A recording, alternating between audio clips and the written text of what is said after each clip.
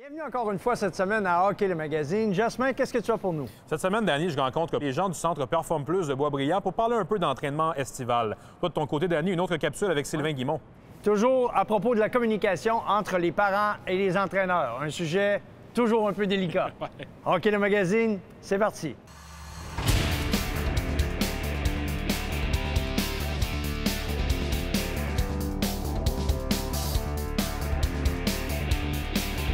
Hockey le magazine vous est présenté par le Trio Hockey, l'ultime méga magasin de hockey. En collaboration avec Hockey Québec, le leader du développement et de l'encadrement du hockey au Québec, et Captodor, hygiène du sport. Captodor passe à l'action. Il y a 2 ans, nous vous avions présenté Stéphane Dubé du Centre Perform Plus de Boisbriand qui dirigeait plusieurs athlètes professionnels. Cet été, nous sommes allés rencontrer lui et son compatriote Stefano Lani pour parler d'entraînement estival. Un reportage que je vous présente dès maintenant. À la base, Stéphane et moi, on a travaillé, dans le fond, moi je travaillais, Stéphane s'occupait de moi dans mon parcours de joueur de hockey. Et puis, à la fin de mon année 20 ans, donc j'ai pris ma retraite du hockey, j'ai commencé la préparation physique. Donc Stéphane m'a vraiment inspiré à devenir un préparateur physique. J'ai tombé en amour vraiment avec la préparation physique, même plus que le hockey, j'ai pas peur de le dire. À la base, moi, je me rappelle, moi j'étais avec les Pingouins à cette époque-là, puis Joël était encore joueur actif dans la Ligue nationale. Puis il m'a approché pour me demander si le projet, si ça m'intéressait d'embarquer dans le centre d'entraînement à l'intérieur du complexe Sport Rousseau. Puis c'est drôle parce qu'à la base, c'était une maquette. On ne savait pas dans quelle ville, on ne savait pas où que ça se ferait.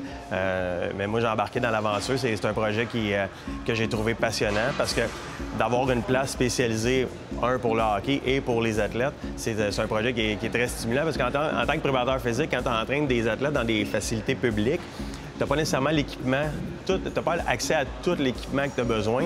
Tandis que là, ici, nous, il ne nous manquait rien. Fait qu'on pouvait bâtir vraiment ce que l'on voulait, comme on le voulait. Fait que c'est un peu être à Walt Disney pour un préparateur physique. On est quand même assez privilégiés dans ce département-là, parce que je te dirais, tous les joueurs qui sont ici veulent être ici. Ils sont totalement conscients du bienfait de la préparation physique. Puis maintenant, on le voit en bas âge, à 13, 14, 15 ans, les joueurs de hockey s'entraînent déjà. Pourquoi? Parce qu'ils savent d'emblée que la préparation physique va jouer un rôle déterminant dans leur performance. Puis au niveau aussi, j'appelle ça la force du programme. T'es un jeune, puis oui, on est au mois de juillet, puis t'as le goût d'être à l'extérieur, puis d'avoir une vie avec tes chums. Mais quand tu arrives ici au centre, puis tu vois les joueurs professionnels qui sont ici, qui s'entraînent, qui sont en place, tu vois les jeunes, les juniors, les gars qui viennent de se faire repêcher. T'es un jeune, tu arrives, puis là, tu comprends que c'est ça le parcours à suivre. Puis c'est une motivation. Puis quand tu vois les pros qui viennent travailler à chaque jour au gymnase, c'est hyper motivant pour les plus jeunes. Donc, c'est un peu la force du programme aussi. Je te dirais, c'est pas mal notre plus grande fierté, ça, quand on parle du fameux programme du centre, c'est de voir les jeunes qui sont inspirés par la prochaine garde, hein, le jeune joueur Midget 3A qui arrive, qui voit le joueur qui vient de se faire repêcher dans le junior majeur. Donc là, lui, il regarde tout ce qu'il fait. Le joueur junior majeur qui voit l'autre qui a été repêché dans la Ligue nationale, puis qui voit le professionnel à l'heure qu'il arrive le matin, qu'est-ce qu'il fait pour se préparer, qu'est-ce qu'il mange le midi. Puis aussi les discussions que ça amène sur le plateau.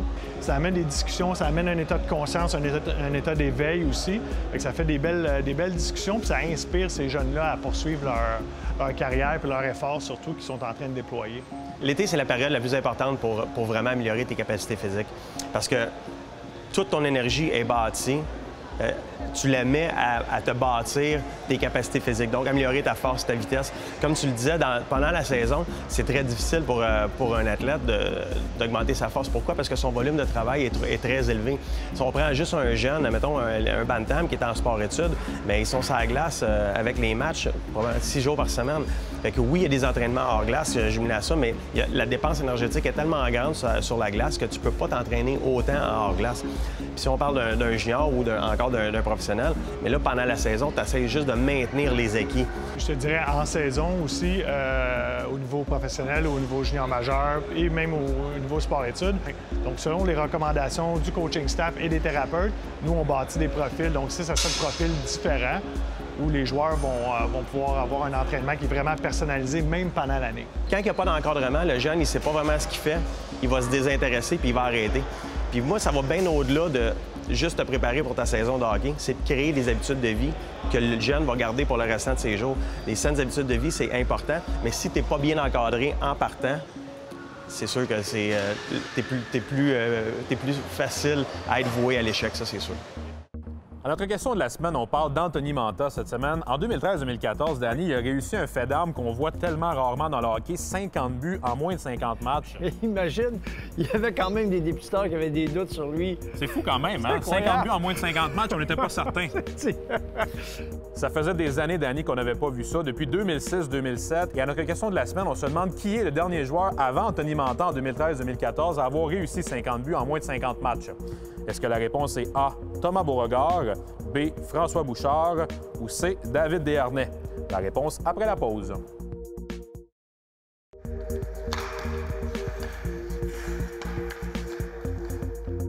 On se demandait avant la pause qui était le dernier joueur avant Anthony Mantha en 2013-2014 à réussir 50 buts en moins de 50 matchs dans la Ligue de hockey junior major du Québec. La réponse est A, Thomas Beauregard, qui l'avait fait avec le Titan d'Acadie Batters en 2006-2007. Et Danny, pour revenir un peu à Anthony Mantha, ça a pris quelques années avant que sa carrière prenne son envol, mais maintenant on sent qu'il y a vraiment une place très importante avec les Red Wings. En fait, je pense que les Red Wings l'ont repêché pour marquer des buts, mais il voulait travailler le reste de son jeu. Mais honnêtement, des joueurs comme ça, c'est des joueurs d'exception. C'est tellement difficile d'obtenir des joueurs à travers le repêchage qui vont devenir des marqueurs prolifiques dans la Ligue nationale. Et Anthony en est certainement un. On verra bien dans les prochaines années qu'est-ce qui va se passer pour lui. Alors, dans cette deuxième capsule, on a parlé de l'importance d'identité lors de la première capsule, ce qui est vraiment essentiel. Lorsque tu es en communication avec, que ce soit avec un jeune joueur, une jeune joueuse, un athlète, et les parents, l'agent, je pense qu'il faut savoir gérer les attentes, il faut essayer comme de les établir, non? La première chose, c'est de identifier ces attentes-là. Oui. Quelles sont mes attentes à moi comme instructeur? Quelles sont les attentes des parents? Est-ce que les attentes sont bien fixées, sont réalistes? Ouais. On dit toujours dans une partie où on va fixer des objectifs, on veut que ce soit, pour un petit mot clair, c'est SMART. On veut que les objectifs soient spécifiques, mesurables, qu'ils soient atteignables, qu'ils soient réalistes, puis que ce soit temporel. Dans le temps, dans combien de temps? Et si on n'a pas ces mots-clés-là, bien, il y a de fortes chances qu'on va être déçus. On va avoir des attentes qui vont être soit irréalisables. Donc, déjà, dès le départ, on place l'enfant dans une situation qui va probablement avoir des échecs si on ne place pas des attentes qui sont réalistes. Et les attentes, lorsqu'on les atteint, il faut célébrer. Ça, c'est un point qui est trop souvent oublié. Parce que, tu sais, on sonne la cloche, on donne la nourriture, sonne la tosse, on donne la nourriture. C'est Pavlov qui dit ça. Bien, l'être humain fonctionne de la même façon. On est un être conditionné et on a besoin de cette récompense-là par la suite. Puis la récompense, c'est pas nécessairement sur juste l'atteinte de l'objectif, mais comment je me suis amélioré. Est-ce que j'ai eu du plaisir? C'est pas toujours la slush là, après le match. C'est ça, exactement. C'est pas toujours Puis c'est pas le 2 $ du but, là. Juste placer les affaires en perspective. C'est ça. Mais c'est un renforcement. Un renforcement positif de dire hey, je suis content, tu vois, t'es arrivé au banc en souriant, t'as eu du plaisir, c'est ce qui comptait. Et à travers le plaisir, c'est là qu'on apprend le plus parce que ça crée à notre cerveau de la sérotonine, on est content, il y a de la dopamine, on est heureux. Est-ce que les parents, des fois, sont pas trop campés sur le côté sportif par rapport au côté humain? Parce que dans le fond, tu amènes ton enfant dans le sport, j'imagine tu dois vouloir qu'il se développe comme personne, aussi, pas juste comme joueur de hockey ou joueuse de hockey. Mais Danny, je pense que la majorité des parents sont bien intentionnés. Ils amènent leurs jeunes dans le monde du hockey, ils savent que ça va être difficile, tout ça. Et il y a certains parents qui n'ont vraiment pas d'allure. Et ça, c'est dans la vie, c'est comme ça. Il y a 20 des gens qui sont des gens incroyables, tu as 60 des gens qui vont suivre les autres, puis tu as 20 des gens qui sont pas fins. Oui, exactement. Ils sont pas fins. Mais il y en a au travail aussi. Il y en a, c'est pareil. On a rencontré dans la rue. Mais nous, on va baser le fait de dire hey, au monde du hockey, c'est vraiment pas drôle. J'ai dit c'est un monde de fous, ces gens-là, tout ça. Mais c'est vrai partout. Mais surtout, c'est qu'on s'attarde à ceux qui parlent le plus fort. Oui, puis ça, c'est Puis les parents qui sont gentils, qui n'ont pas de problème, qui sont là pour le bien des enfants, c'est la majorité des parents. Mais tu sais, les parents, si on veut les aider à camper leurs attentes, quels seraient les conseils qu'on peut leur donner? Qu'est-ce qui fait que toi, comme parent, tu vas être un bon parent dans ta manière d'aborder? Qu'est-ce que tu regardes? Quand tu regardes ton enfant jouer, qu'est-ce que tu veux voir de lui? Qui sourit, qui a du plaisir, qui revient à la maison, puis il est heureux de ce qu'il a fait. Raconte ses affaires. Exactement, puis il est emballé. Il a appris des choses. Exactement. Puis lorsqu'il revient... C'est fait des amis aussi, j'imagine? Oui, exactement. Et on veut seulement qu'il se développe à avoir du plaisir. C'est ça la première chose. Et à travers le plaisir, il va apprendre, il va compétitionner, il va s'améliorer. On veut qu'il donne le maximum de lui-même, qu'il soit fier de lui. Ouais. Après ça... Même dans l'échec? Même dans l'échec. Parce que... Il y a des bouts, des fois, tu n'as pas le résultat escompté, mais tu as bien travaillé. Danny, il y a des fois où tu gagnes, puis tu n'as pas mis les efforts, mais des fois, tu as perdu, puis tu as mis tous les efforts. Ouais. C'est plus valorisant de perdre avec des efforts puis de savoir améliorer que des fois d'avoir gagné, mais peut-être pas avoir eu la bonne attitude. Exactement. Mais je peux te dire, moi, j'ai pas perdu mon temps aujourd'hui. Puis les gens qui nous ont écoutés non plus. C'est vraiment excellent, très intéressant. Et pour en savoir plus, évidemment, encore une fois, rds.ca-play360. Ici Julien Gauthier, vous regardez Hockey le Magazine à RDS.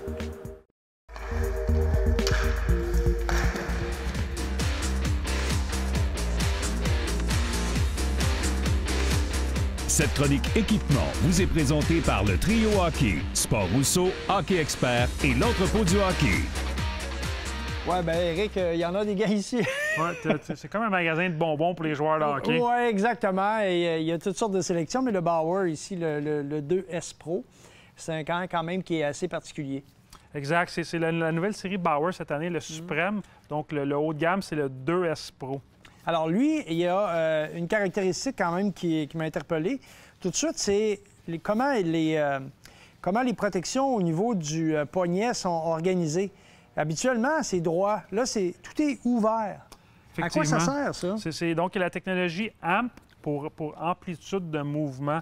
Donc, le gant, il ferait bien à ta main, puis il y a beaucoup de mobilité partout sur la main. OK. Donc là, c'est vraiment... l'idée, c'est surtout d'aller chercher cette amplitude. Évidemment, contrôle de rondelle, ramener la rondelle vers son corps, protéger celle-ci. Puis un autre élément que j'ai remarqué, c'est quand même le niveau de protection en avant, puis avec la bande ici, ça semble être vraiment de protection optimale. Exact. Celui-là, c'est le gant haut de gamme, donc le plus cher de la série Supreme. Il y a des inserts de plastique partout. Oui. En plus, il y a du poron à l'intérieur. Le poron, c'est comme un petit matériau qui est jaune, qui protège et qui absorbe les chocs. J'ai lu triple mousse. J'ai lu, à un moment donné, je regarde les descriptifs avant qu'on se rencontre, évidemment. Je regardais ça, puis moi, je m'éduque à chaque fois, mais qu'est-ce que c'est la mousse? Qu'est-ce que la mousse vient faire dans ça?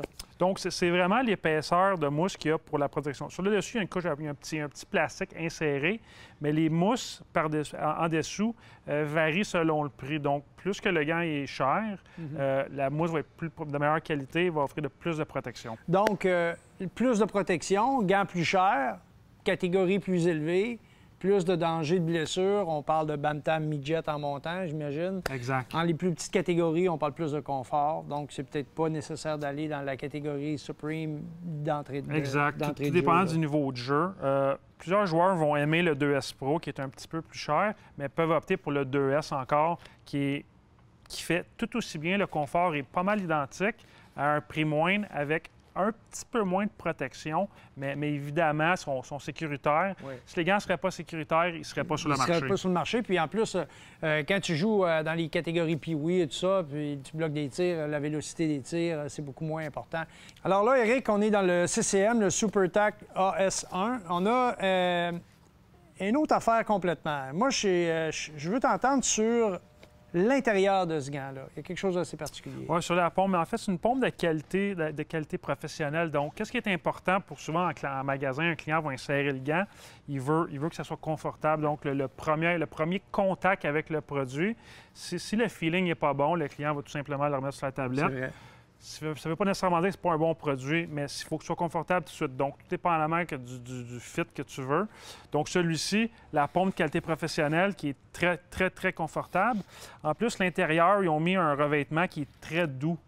Donc, quand tu insères ta main, si effectivement c'est le bon gant pour ta main, c'est extrêmement confortable. On dit souvent que lorsqu'on fait des compromis, on le prend très confortable, c'est moins résistant. Ça ne semble pas être le cas ici. Il y a eu des ajustements au niveau du cuir. Là. Pas du tout, exact. C'est un cuir très durable.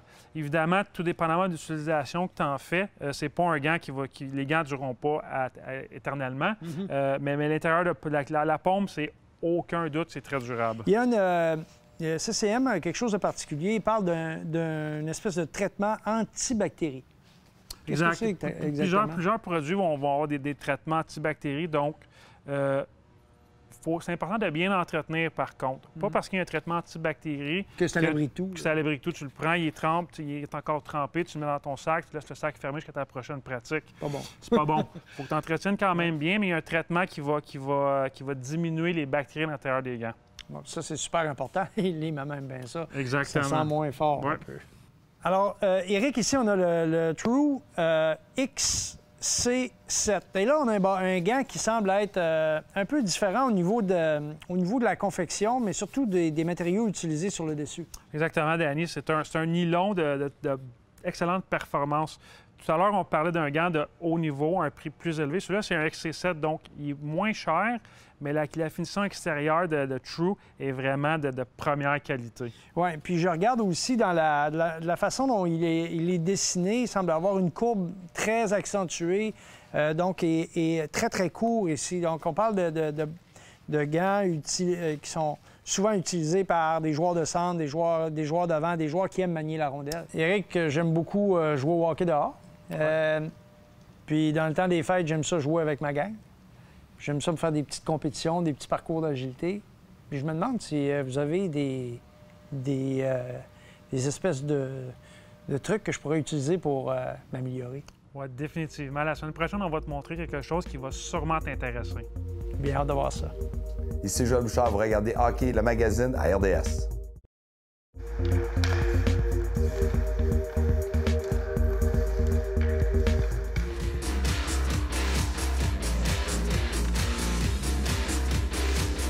La chronique sur la glace est une présentation de Captodor, hygiène du sport. Captodor, passe à l'action. Allô Mathieu, cette semaine, tu nous as concocté un petit quelque chose de pas mal intéressant. J'aime ça, il y a un peu de piquant là-dedans, parce que là, tu commences à nous parler de glisser sur la rondelle, d'offensive, comment s'ouvrir des lignes de tir, etc. Parle-nous un peu de ce que tu veux nous présenter avec les jeunes aujourd'hui. Bien, c'est uniquement en zone offensive où est-ce que moi, je vais être capable d'aller chercher le milieu de la glace pour créer une bonne occasion de pouvoir prendre un lancer au filet. Est-ce que c'est seulement pour les défenseurs, là, ce qu'on va faire? C'est sûr que ça s'est vraiment adapté pour le défenseur parce qu'on parle de la ligne bleue. Okay. Puis on parle aussi d'être capable de garder un espace avec le joueur qui me couvre, qui est l'allié opposé. Fait que souvent, l'erreur qu'on fait, c'est qu'on va prendre le centre, mais on va patiner vers le joueur opposé, au lieu de juste glisser de façon latérale sur la ligne bleue. Puis après ça, être capable d'aller chercher ma ligne de tir pour prendre un lancer au filet. Et comme maintenant, on utilise des attaquants au point d'appui en avantage numérique, donc c'est important aussi, cette technique-là, pour les attaquants. Oui, parce que tu veux garder le maximum d'options. Souvent, dans une certaine situation, on va tourner le dos, puis là, le défenseur opposé, on ne pourra plus travailler avec. Ou si on échappe la rondelle, on peut donner des échappées. Fait que l'objectif, c'est d'être sécuritaire puis d'avoir le plus d'options possible. Voir le plus de choses. 360. Alors, parfait, Mathieu, en action. Merci. OK, l'exercice qu'on va travailler ici, on va utiliser la ligne du cercle et la ligne de ringuette. On simule que les deux, c'est des lignes bleues. On reste face au jeu là-bas. Qu'est-ce que je veux? Je veux que mes épaules restent face là-bas. Fait que je veux pas qu'on tourne. Exemple, le droitier ici, il faut pas que tu tournes dos au jeu. Puis ça, présentement, je peux pas utiliser le défenseur de l'autre côté. Puis si j'échappe la rondelle, je peux pas la récupérer. Fait que l'objectif, c'est qu'on veut avoir la rondelle devant soi, utiliser ses patins pour être on appelle ça tomahawk, les ouvertures de hanche, puis rester face au jeu avec la rondelle devant soi. Qu'est-ce que je vais te demander, c'est que mes patins sont à l'extérieur de la ligne bleue pour aller chercher le maximum de distance. Puis là, je viens prendre le centre. Je reste bas et je garde ma tête haute parce qu'à un certain point, il faut que je trouve ma ligne de tir. Fait que ma tête, c'est important qu'elle soit haute. Fait que je fais toute la ligne au complet. Un coup que la ligne est faite, je fais l'autre ligne. De l'autre côté, c'est la même chose. Ouverture de hanche, je garde ma tête haute, rondelle devant moi. C'est bon? C'est parti. Ouverture de hanche et tête haute. Tête haute, il faut voir devant soi. Voir devant.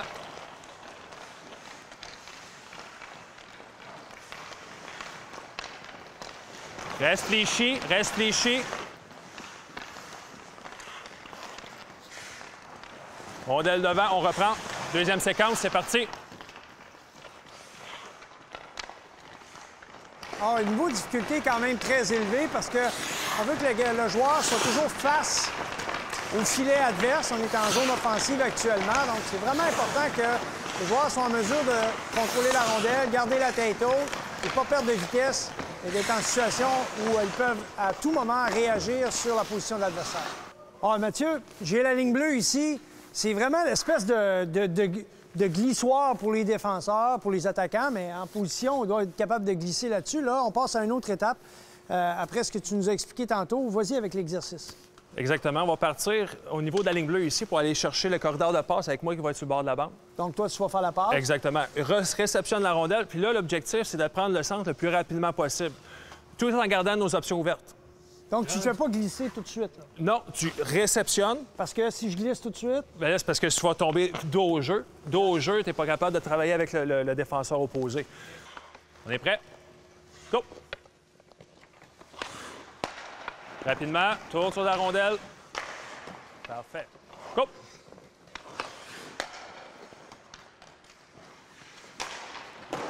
Go!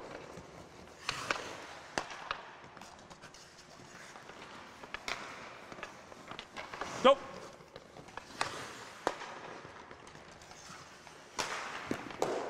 Go!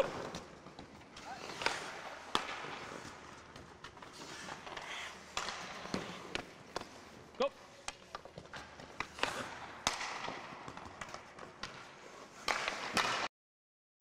Les points essentiels à retenir sur cette séquence qu'on vient de voir ensemble. Bien, techniquement, la première chose, c'est la prise d'information. C'est ça qui va dicter si je suis capable de prendre le centre de la glace ou je dois faire un jeu sur le bord de la bande. Par la suite, c'est prendre le centre rapidement. Et là, techniquement, mais ça va être un départ rapide. Et après ça, en allure de train, mais ça va être ouverture de hanche pour garder mes épaules face au fond de la zone et garder notre tête haute en tout temps. Être capable de prendre le centre, avoir la tête haute pour prendre une décision, même si mes pieds sont en train de faire une action. Ensuite, quand tu parlais de prise d'information, c'est avant, pendant et même après le tir. Tu es toujours en train d'aller chercher l'information. Parce que ça se peut que j'aille manquer le filet, qu'il y ait une contre-attaque. Est-ce que, justement, je peux rentrer pour rentrer comme quatrième homme? J'ai beaucoup d'informations à prendre. Puis tout ça en étant capable de faire une action en même temps. Merci. Alors, vous voulez en savoir plus, vous allez sur rds.ca/Play 360. Alors, c'est tout pour aujourd'hui. La semaine prochaine, Jasmin? J'ai un reportage que j'ai bien hâte de vous présenter, Danny, avec Jennifer Belrose, une chanteuse d'hymne national de 13 ans seulement, qui fait le tour du Québec et même aux États-Unis. On va voir ça la semaine prochaine. Toi, de ton côté, on est dans l'ambiance, on va parler de Noël. C'est Noël, mais ce ne sera pas le Père Noël. On va plutôt parler de suggestions de Noël, des cadeaux, des choses directement reliées au hockey sur glace. Hockey le magazine vous a été présenté par le Trio Hockey, l'ultime méga magasin de hockey. En collaboration avec Hockey Québec, le leader du développement et de l'encadrement du hockey au Québec, et Captodor, hygiène du sport. Captodor, passe à l'action.